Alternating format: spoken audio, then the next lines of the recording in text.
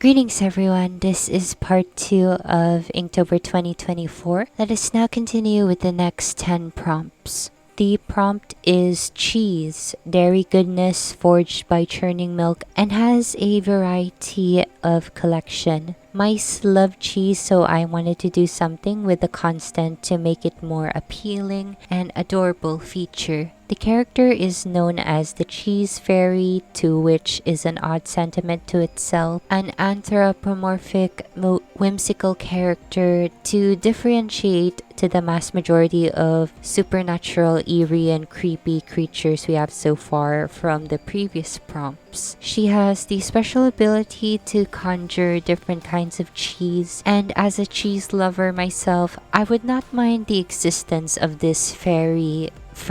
Pose the figure into a magical shot to which they call forth different types of cheeses to showcase. She has a little wand shaped like a cheese wheel and an outfit full of cheese. Sounds a bit cheesy to me, doesn't it? For the inking stage, I get to experiment once again with different pens in my possession. I added my gray mild liner to the mix of finishing the whole illustration and more effects on the somewhat tiny character.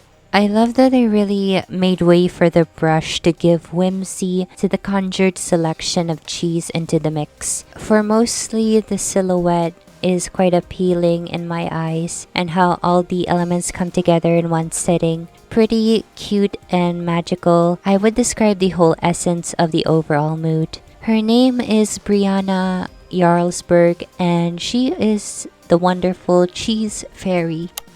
The prompt is frozen, water solid in form and cold to the touch. Continuing with the food and adorable theme, I had another clever idea in my mind. So we have this abominable snowman character selling sorbetes in a dirty ice cream stand. Truly an imaginative blend of different cultures was really inspired to make the character out of fruition. Finding an abominable snowman selling ice cream is quite cute of an execution, and the idea has been done before, but why not take a crack at it? He has a little cap on between his horns and has that sort of father figure demeanor. Kind of reminds me of the radish spirit from Spirited Away. Character-wise, the inking was identical to the previous prompt as well, so nothing much special. I used the mild liner to emphasize most details into the mix and make the creature pop up from behind the large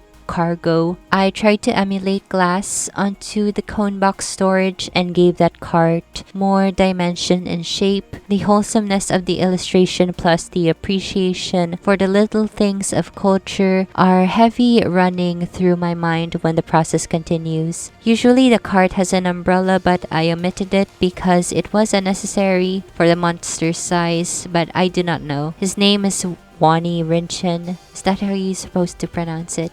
The prompt is fleeting, referring to the continuous cycle of time nearing its end. This is a more abstract interpretation of the prompt, and I have some input for a standard. The character is a banshee, which is a spirit whose screams are alluding to someone's demise soon. It is a warning ghost, essentially, and what better job for her to be a spokesperson or an announcer. In the illustration, she seems to be running late to her announcements, and a flock of ravens signify running out of time and belittling the woman for her lateness. The concept is kind of dark, meaning she is late to announce someone's possibility of death. To get unserious, she has a megaphone and a clock belt. The process of inking this illustration is minimalistic and quite my usual format. The spirit is pale yet accentuated by a bit of black feather trim to her blouse. What I loved inking in the process are the birds circling the banshee. The black ink washed thoroughly by the brush, creating the essence of eeriness to the harrowing situation. I do not know what to do with the hair, so I just added a bit of hatching to have an effect on it at least. Turning out the final cut, she is stunning in her pose and composition, but I do feel kind of bad for the character's delayed warnings and the support for a dying human. Her name is Muriel Hannigan. The prompt is sea foam, a substance created by the tidal waves and the sea's compounded mixture. Now the territory will be a bit suspicious in the making. Sirens have been on my thoughts on the prompt, and why not create a male siren? They are indeed a rare occasion. The illustration is the siren is sitting on a rock throne, seductively, with his wide flesh-eating grin, and then cover him with sea foam. That is the overall compression of it. I do occasionally come up with pin-up characters, and similar to the demoness on day 9, but this one will make it to the Hear Me Out cake. Inking was very muddy and messy indeed. Maybe it helped making the characters stand out with all the whites, darks, and midtones. I find it necessary as well that the illustration is a bit on a foggy scale to emulate the feeling of the elusive siren, ready to attack at any moment. I would have added texture to his skin and tail, however it might eradicate the softness of the concept. The size of the character might be a problem, to which I had to ink and brush with water, and it goes crazy in the texture department. Overall, the line art is nice, but the shading and painting is a bit messy for me. His name is Cyro Frightfin, and he is a foam model. Whatever floats the boat, or sinks it. The prompt is coven, referring to a group or gathering of witches. I already had something planned for this because I myself suggest this very word. I created an alternate universe for me and my friends as witches in a coven. In addition to the relevancy, the show Agatha All Along got released and had a popular reception to the public eye. I decided to combine two of these ideas and create a scenario of what if my AU coven travels down the witch's road. It is brilliant, brilliant, brilliant, I tell you. There are some separate colored illustrations for context, which I may show in a bit. I love the concept of covens and witches very much, and I find it interesting as an empowering symbol for groups of friendships. There is not much to describe the inking phase other than the amount of ink are displayed on the sides of the paper, constructing the road in a shadowy organization, and finally using the ink brush to create some dynamic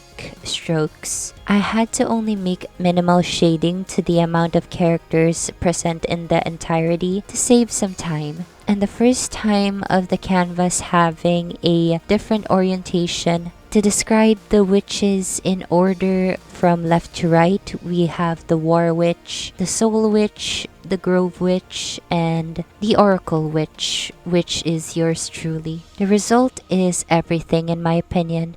The prompt is peace, the state of calmness and absence of violence. Peace may be a hard topic to interpret, and the only creature in mind representing it is the unicorn. Combining the idea of a female centaur embellished with a unicorn horn is quite a common idea, yet the execution is formed.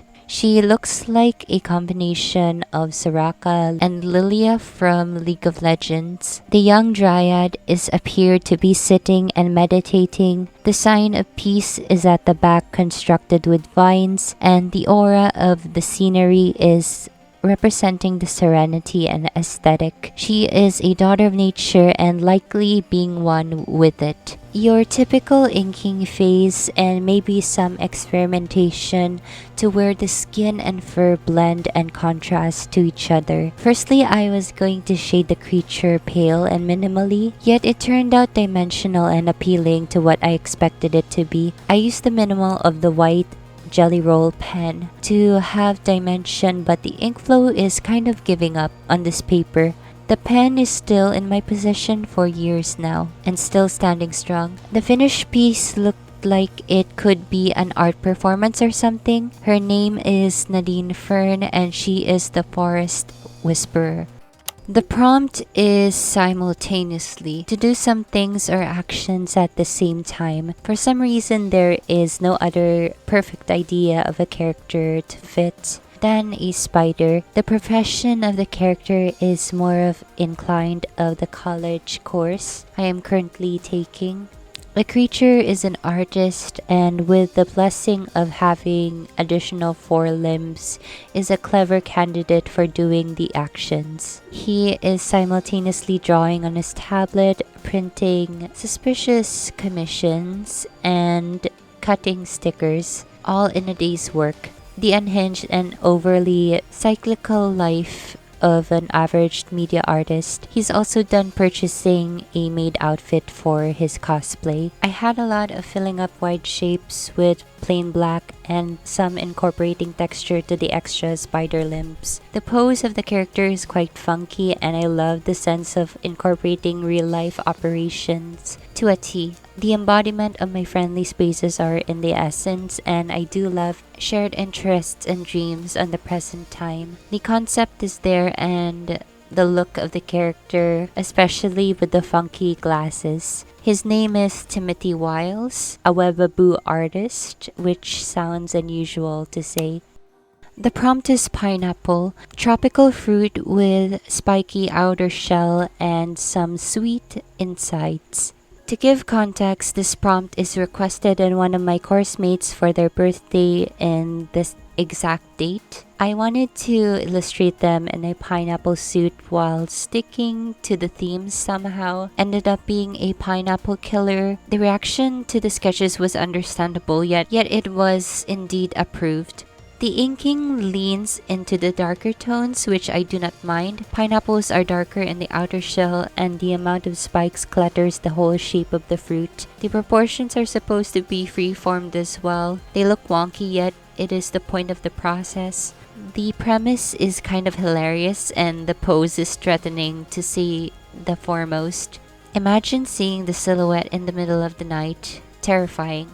The prompt is yearning, the intense feeling of longing for someone or something. I have not watched Bram Stoker's Dracula because I am not a big fan of horror movies, yet I tolerated half of the Lucy scene where she wore a white dress with a child in her hands, ominous and ethereal, and the character is inspired by the look. A vampiress yearning for a lover that was lost from her. You can clearly see the story of the scratched, decorated portrait and the intense stare of the woman to the onlooker. Might I say one of the creepiest on the second batch.